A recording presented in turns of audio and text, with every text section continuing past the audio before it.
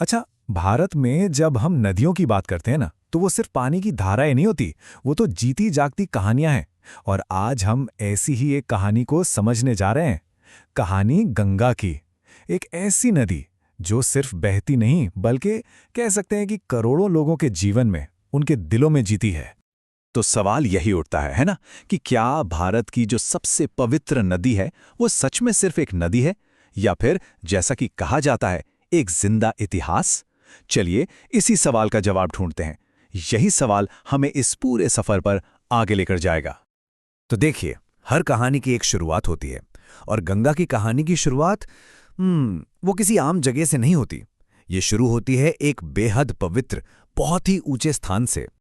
ये जगह है गंगोत्री ग्लेशियर, उत्तराखंड में, हिमालय की ऊंची ऊंची चोटियों के बीच। जरा सोच कर देखिए, बस इसी बर्फ के पिघलने से वो पहली धारा बनती है जो आगे चलकर करोड़ों लोगों की जिंदगी का हिस्सा बन जाती है। कमाल की बात है ना? और ये सफर कोई छोटा मोटा सफर नहीं है, पूरा 2525 किलोमीटर। एक बार इस नंबर के बारे में सोचिए। ये सिर्फ एक दूरी नहीं है, ये तो एक पूरी की पूरी सभ्यता को अपने साथ लेकर चलने जैसा है। तो पहाड़ों की गोद से निकलकर अब गंगा उतरती है मैदानों में। और सच कहें तो गंगा का असली रूप, उसका असली प्रभाव यहीं मैदानों में आकर देखने को मिलता है। यहीं पर वो अनगिनत लोगों की जिंदगी का एक अटूट हिस्सा बन जाती है। इसका सफर देखिए, पूरे 5 राज्यों से होकर गुजरता है।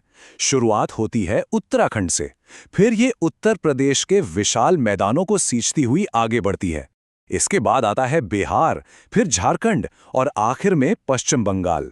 और मजे की बात यह है कि हर राज्य में गंगा का एक अलग ही रूप, एक अलग ही कहानी देखने को मिलती है।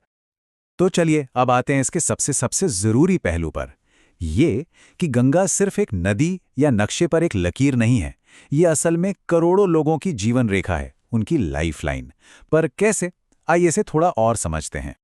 जैसा मैंने कहा, ये सिर्फ पानी नहीं है, ये करोड़ों लोगों के लिए जिंदगी का स्रोत है। अब ये बात सुनने में शायद बहुत सीधी सादी लगे, लेकिन इसकी गहराई बहुत ज्यादा है। यही बात हमें गंगा का असली महत्व समझाती है। इसको ऐसे समझिए, खेती की बात करें तो यही नदी विशाल उपजाऊ जमीनों को सींचती है। पीने के पानी की बात करें तो करोड़ों लोगों की प्यास इसी से बुझती है। और फिर आता है आस्था का पहलू। आस्था के लिए तो ये आध्यात्मिक जीवन का बिल्कुल केंद्र है, जहां जन्म से लेकर मृत्यु तक सारे संस्कार इसी के किनारे पूरे होते हैं। ठीक है, तो हर नदी की तरह गंगा की भी जो फिजिकल जर्नी है, उसका एक अंत तो है। पर सवाल ये है कि क्या कहानी भी वहीं खत्म हो जाती है?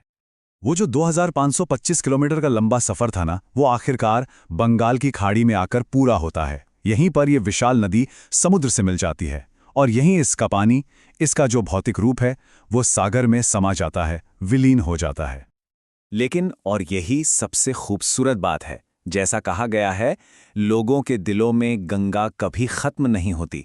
भले ही नदी समुद्र में मिल जाए, उसका फिजिकल फॉर्म खत्म हो जाए, पर एक सोच के रूप में, एक आस्था के रूप में ये तो हमेशा हमेशा बहती रहती है। और यहीं पर आकर हम एक बड़े सवाल पर रुकते हैं कि आखिर ऐसा कैसे होता है? कैसे कोई नदी सिर्फ एक नदी न रहकर अपने फिजिकल फॉर्म से भी आगे बढ़कर एक पूरे राष्ट्र की आत्मा बन जाती है?